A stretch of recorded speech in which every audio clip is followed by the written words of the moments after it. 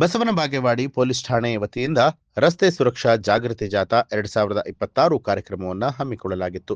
DYSP Ballappa Nandagavi, PI ಗುರುಶಾಂತಗೌಡ ದಾಶ್ಯಾಳ ಅವರ ನೇತೃತ್ವದಲ್ಲಿ ನಡೆದ ಕಾರ್ಯಕ್ರಮದಲ್ಲಿ ಪಟ್ಟಣದ ಅಂಬೇಡ್ಕರ್ ವೃತ್ತದಲ್ಲಿ ಸಿದ್ಧಲಿಂಗ ಮಹಾಸ್ವಾಮೀಜಿಗಳು ಹಾಗೂ ಪೊಲೀಸ್ ಅಧಿಕಾರಿಗಳು ಹಸಿರು ನಿಶಾನೆ ತೋರಿಸುವ ಮೂಲಕ ರಸ್ತೆ ಸುರಕ್ಷಾ ಜಾಥಾ ಬೈಕ್ ರ್ಯಾಲಿಗೆ ಚಾಲನೆ ಕೊಟ್ಟರು.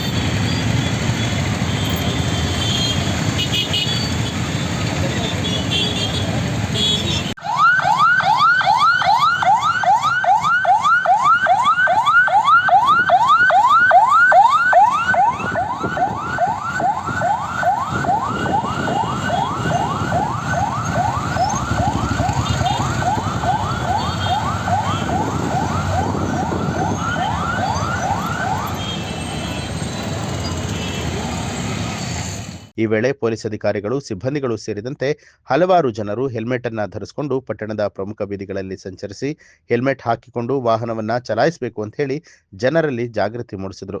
ಈ ಕುರಿತು ಮಾತನಾಡಿದಂಥ ಡಿವೈಎಸ್ಪಿ ಬಲ್ಲಪ್ಪ ನಂದಿಗಾವಿ ಅವರು, ಬೈಕ್ ಚಾಲಕರು ಕಡ್ಡಾಯವಾಗಿ ಹೆಲ್ಮೆಟ್ ಜೊತೆಗೆ ಲೈಸೆನ್ಸ್ ಅನ್ನ ಹೊಂದಿರಬೇಕು ಮತ್ತು ಟ್ರಿಬಲ್ ರೈಡ್ ಅತಿ ವೇಗದ ಚಾಲನೆಯನ್ನ ಮಾಡಬಾರದು ಅಂತ ಹೇಳಿದರು.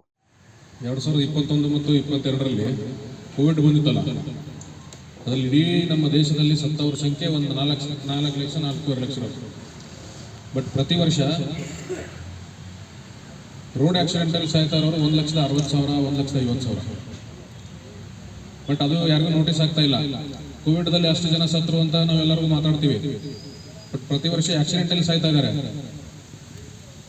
ಅದರಲ್ಲೂ ಆಕ್ಸಿಡೆಂಟ್ ಮೇಜರ್ಲಿ ಇದರ ಸಲುವಾಗಿ ಸಾಯ್ತಾ ಇದ್ದಾರೆ. ಒಂದು, ಡ್ರಿಂಕ್ಸ್ ಮಾಡಿ ಡ್ರೈವ್ ಮಾಡೋದು.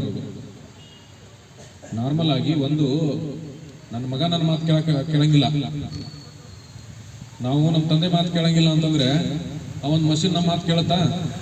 ಮತ್ತು ಹಂಗಿದ್ದಾಗ ಕುಡಿದು ಅನ್ಕಂಟ್ರೋಲ್ ಇದ್ರೆ ನಮ್ಮ ಮಾತು ಎಲ್ಲಿ ಕೇಳ್ತಕ್ಕದು? ಆಮೇಲೆ ಈ ಗಾಡಿಗಳು ಹೊಡೆಯೋರೆಲ್ಲ ಎಲ್ಲರೂ ಯೂಶುವಲಿ ಯಾರು ಮನೆಗೆ ಯಾರೋ ಕೆಲಸ ಮಾಡೋರೆ, ಮನೆಗೆ ಒಂದೇನೋ ಒಂದು ಆಸರೆ ಆಗಿರೋರೆ, ಅಂದ್ರೆ ಏನಾದ್ರು ತಂದು ಮನೆಗೆ ದುಡ್ದು ತಂದು ಹಾಕೋರೇ, ಉಳಿದವ್ರು ಯಾರು ಮಾಡಲ್ಲ. ಸೊ ಮತ್ತೆ ಆ ರೀತಿ ಮಾಡುವವರೆಲ್ಲರೂ ರಸ್ತೆ ಅಪಘಾತದಲ್ಲಿ ಏನಾದ್ರು ಪ್ರಾಣ ಕಳೆದುಕೊಂಡ್ರೆ ಪೂರ್ತಿ ಮನೆ ಅನಾಥ ಆಗಿಬಿಡುತ್ತೆ. ಹುಡುಗರು ನಮ್ಮ ಮನೆಯಲ್ಲಿ ಮನೆಯ ಮೊದಲ ಪಾಠಶಾಲೆ. ನಾವು ಮಕ್ಕಳಿಗೆ ಏನು ಕಲಿಸ್ತೀವಿ ಅದನ್ನು ಕಲಿತಾರ ಅವರು.